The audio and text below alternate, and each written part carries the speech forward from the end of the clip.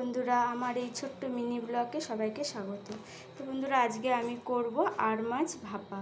তো আমি আর মাছটা কীভাবে রান্না করছি তো চলো তোমাদের সাথে সেটা শেয়ার করি। এর জন্য আমি কি কি উপকরণ নিয়ে নিয়েছি চলো দেখে নিই। এখানে নিয়েছি আর মাছটা আমি ধুয়ে, এখানে বড় সাইজ নয় মাঝারি সাইজের আর মাছ আছে।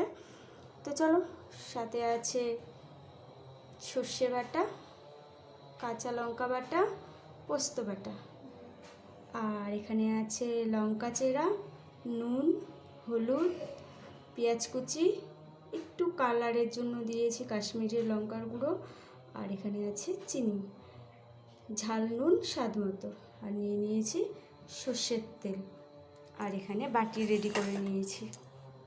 গ্যাস জ্বালিয়ে কড়াই বসিয়ে স্ট্যান্ডটা একটু বসিয়ে দিয়েছি।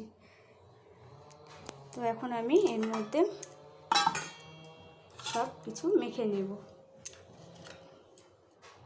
সব কিছু এর মধ্যে দিয়ে আমি মেখে নেব।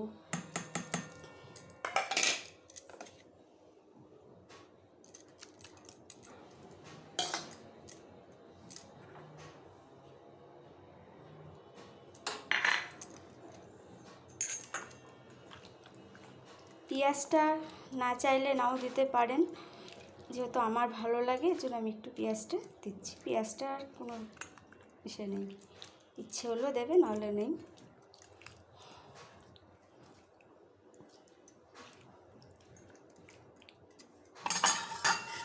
এখন আমি এর মধ্যে এক এক করে সব নিয়ে নেব। তো সব মাছগুলো মাখিয়ে আমি এর মধ্যে নিয়ে নিয়েছি বাটিটার মধ্যে সব, আর বাটিটা ধুয়ে একটু জল দিয়েছি, আর দিয়ে দেব সর্ষের তেল দিয়ে এবার এটা আমি ঢাকা দিয়ে দেব। তো ঢাকা দিয়ে এটা আমি বড় করে হিট দিয়ে 10 মিনিট রেখে দেব। 10 মিনিট পর নামিয়ে দেখাবো।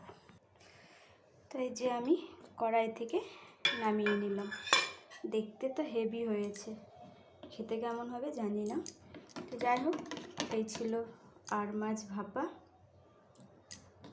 যদি আমার এই ভিডিওটা ভালো লাগে অবশ্যই লাইক কমেন্ট করবে, আর বন্ধুরা আমার কিছু বলতে ভুল হলে ক্ষমা করে দেবে, কারণ আর ফোনটা আমি একা একাই ধরে করি, এই জন্য আমার একটু অসুবিধাও হয়। যাই হোক, আমার এই ছোট্ট মিনি ব্লগ অবশ্যই দেখবে সবাই।